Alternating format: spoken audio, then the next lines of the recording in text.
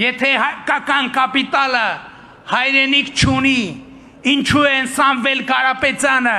եւ Ռուբեն Վարդանյանը միլիոնավոր դոլարներ ներդրում Հայաստանի Հանրապետությունում։ Կալուգացի Սամո,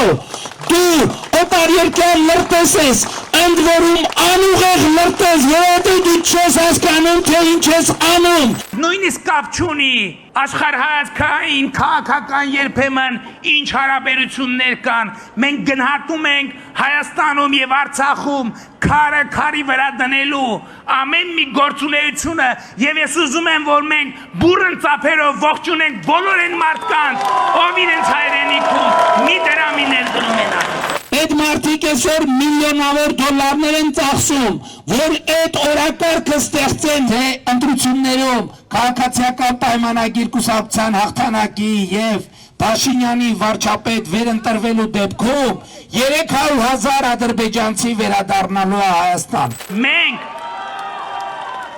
իրար մեջ հարցեր լուծելու համար բռնությունը պետք է բացառենք։ Եվ Արցախը Հայաստան է եւ վերջ։ Այն նույն օրը, երբ Փաշինյանը Արցախը Հայաստան էր անվանել, նա շնորհակալություն էր հայտնել Սամվել Կարապետյանին ներդրած ամեն լումայի համար։ Ադրբեջանի հետ հարաբերությունների Հիմա, երբ Արցախը Ադրբեջան է Փաշինյանի համար, Հայաստանի օրակարգում Սամվել Կարապետյանն էլ ոչ թե հայ բարերար է, այլ կալուգացի Սամո, օտարերկրյա լրտես, որ փողեր է ներդնում Հայաստանում 300,000 ադրբեջանցիների վերաբնակեցման թեման ակտիվ պահելու համար։ Իմ ընկերներն էլ հիմա բոլորն էլ ժամանակին ասել են, որ ապրել եմ Կալուգայում, ասել են Կալուգացի Սամո, չեն ասել Չմո Նիկոլ։ Կարապետյանն այս շաբաթավերջին է արձագանքել քարոզարշավի սկզբում Փաշինյանի շրջանառության մեջ դրած պիտակավորմանը, որ նա որպես վիրավորանք է հնչեցնում։ Այսինքն ինչից ես պիտի վիրավորվեմ։ Ես Արցախը չեմ հանձնել։ Հայկական հողերը չեմ հանձնել, այսքան փորձանք մեր երկրի վրա չեմ բերել։ Ուժեղ Հայաստան դաշինքի ղեկավարն անդրադարձել է նաև իր Ռուսաստանի լրտես լինելու մասին Փաշինյանի հայտարարությանը։ Ջեքսոն казался женщиной։ Միջազգային մամուլը անհերքելի փաստեր է հրապարակել, համաձայն որոնց կալուգացի օլիգարխը Ռուսաստանի Դաշնության Անվտանգության ֆեդերալ ծառայության աշխատակից է։ Փաշինյանը հղում էր արել ռուսական The Insider պարբերականին, այն մի փաստաթուղթ էր հրապարակել, պնդելով, թե 1999 թվականին ստացած արտասահմանյան անձնագրում Սամվել Կարապետյանի աշխատանքի վայր է նշված Ռուսաստանի անվտանգության դաշնային ծառայությունը։ Ես 99 թվականին չեմ ստացել անձնագիր, ստացել եմ 93-4 թվականներին, դրա համար մեկ բան չունի։ FSB-ի հետ կապ չեք ունեցել, հստակ հարցին տալիս։ Պարոն Կարապետյան, համատարած եք անելու։ Եթե մեր երկրում կապ ունի, միայն Նիկոլ Փաշինյան ունի, ուրիշ մարդ FSB-ի հետ։ Հարաբերող տեղեկությունը հրապարակվել, ինչ եք անելու, եթե օրինակ այս տեղեկությունը սխալ է, ինչ քայլեր եք ձեռնարկելու։ Ես 35 տարի, 33 տարի ապրելով Ռուսաստանում, երևի միակ մարդն եմ, որ ոչ մի հատ ֆեյսբեշնիկ չեմ տեսել։ Դրա համար դա ինքան անլուրջ հարց է։